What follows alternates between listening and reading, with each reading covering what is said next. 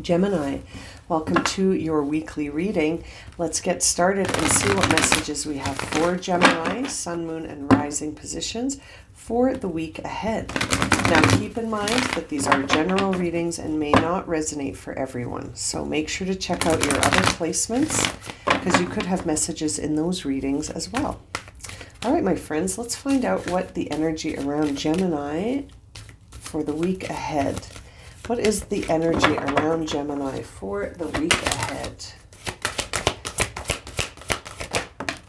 Ooh, new life coming out. I love that card. Full of new opportunities and growth and new experiences, but can also be accompanied by this idea of a lot of space being created, which can leave us sort of feeling like we have to decide certain make directional choices, or that we might need to pay attention to the signs around us to see where we need to focus and where we're being guided towards mending and healing and staying in the present moment. These are all the themes coming through for you right now, Gemini, and this idea of making choices about how you see things and where you want to further expand. Where do you want to move towards right now? Where are you hoping to move towards? I feel like you have this new life opportunity here for some big change. And this change is going to be very, very prosperous for you and lead to some healing and mending and sort of closure on old chapters. But it's very important to stay grounded in the current moment, in the present moment, because I feel like there's signs everywhere sort of trying to point you towards where to go and where to focus more than anything, and where this new opportunity could take you. It's very interesting. Something in the present moment is shifting, and so you're really being guided to focus on the present moment right now so that you can see the signs and sort of the directional guidance that's coming through for you. I think right now you're overthinking the future, and that may be why you're being guided to really focus on what's happening around you now. It's almost like you're planting seeds for the future, and right now you're sort of consumed by fears. Instead of planting those seeds, you're focused on outcomes and how those outcomes could be devastating, or they could be very stressful, or they could lead to separation, or you're looking at things in terms of the worst case scenarios. And I almost feel like that's the logical thing to do, is to prepare for the worst and then be surprised when things are not so bad. Like, it's almost like you're like, prepare for the worst and then be sort of in a place of relief when things go a different way. But I feel like focusing on your fears is not where you're going to find that sort of guidance.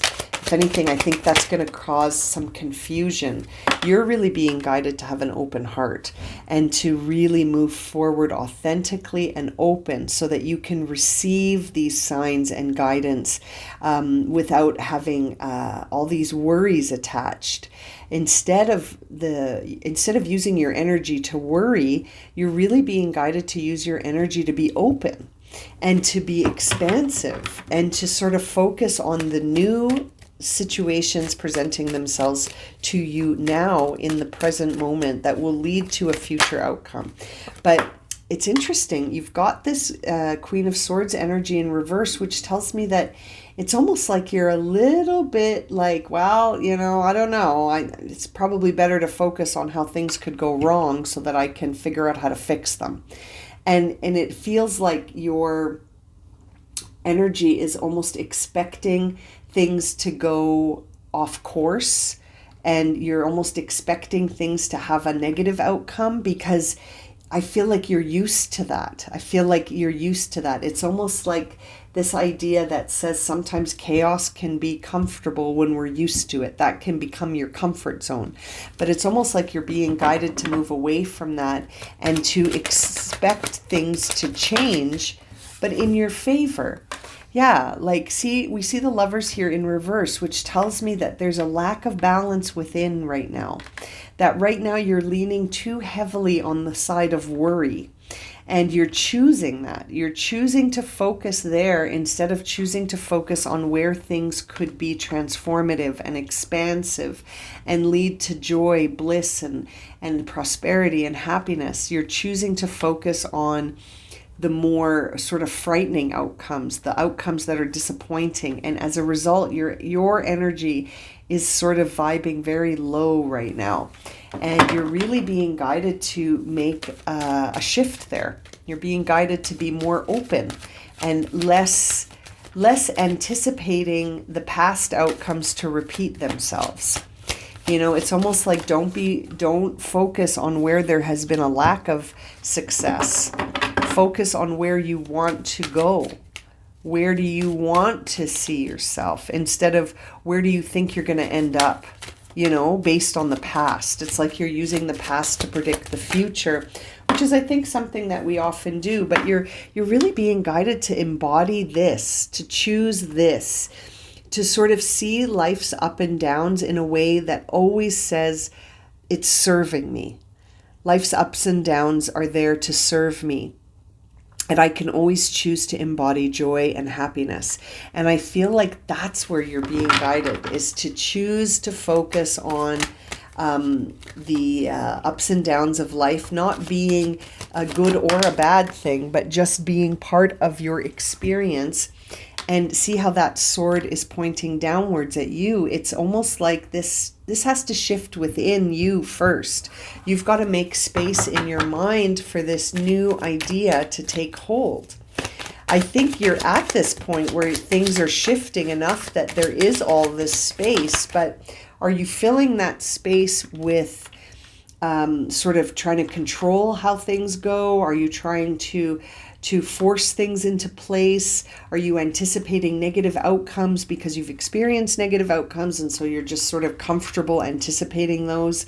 And I often hear people say, well, then I feel prepared. And it's like, well, but you wouldn't necessarily need to be prepared for that if your focus had been elsewhere. We can use our imagination in any way we choose. We can either choose to focus on worrying about outcomes or this idea of an expansion where anything's possible, and we choose to focus on that instead. It's very interesting. I feel like you will be in a position where you're sort of gonna find that if you can't be flexible with how you're focusing on things, you're just going to keep running into sort of these challenging situations where you're not really moving ahead, where you're sort of butting heads with people. You might be overly comparing yourself to others and finding that you're not moving in the same way that they are, like that things seem to be flowing for them and you don't feel like things are flowing for you. And it feels like that is generally coming from where your mindset is at. That you've got to shift that mindset. You're at a fork in the road here, and it's decision time. It's time to choose where you want to invest your focus. And I see this 5 of Cups in reverse. So that tells me that I feel like you have had disappointment in the past, and there have been things that haven't gone according to plan. And it's almost like you're saying to yourself, well, that's just how life is. That's how my life goes. I can almost feel this idea of you saying something like, well, knowing my luck, it won't go well. Knowing my luck, I'll end up exactly where I am right now. And I feel like you're creating this narrative that needs to change. There's a narrative here that needs some revision. There's that star card, sort of really anchoring you in this idea that you can have faith in yourself, and that you can have these sort of expansive imaginations of what you want to achieve, and and embody these feelings of sort of being whole and complete, and feeling like anything's possible, that you can rise from anything that has been disappointing in the past and create a new outcome for yourself, that it doesn't have to be that the past predicts the future. You know what I mean? It doesn't have to be that way. I feel like there's a level of surrender that you're being asked to sort of let go of trying to control things and just go with the flow here. Go with the flow of what you desire, choosing what you desire as your focus instead of choosing what you don't desire as your focus. You know, it's the same tool, but you get to choose what you create. You know what I mean? It's like your mind is like a 3D printer. Whatever instructions you give it, it will create that for you. You just have to give your mind some different instructions. You know what I'm saying? And there's the Lovers coming out in reverse again with the Strength card in reverse. So it's like your lack of alignment to your authenticity is creating a lack of confidence in your potential to have whatever you desire. And I feel like this has to shift within for you to see a shift outwardly, Gemini. It's a shift that has to happen within first. Yeah, and this is inner child stuff. This is shadow work stuff. This is stuff that has been a belief that you've been carrying since you came here.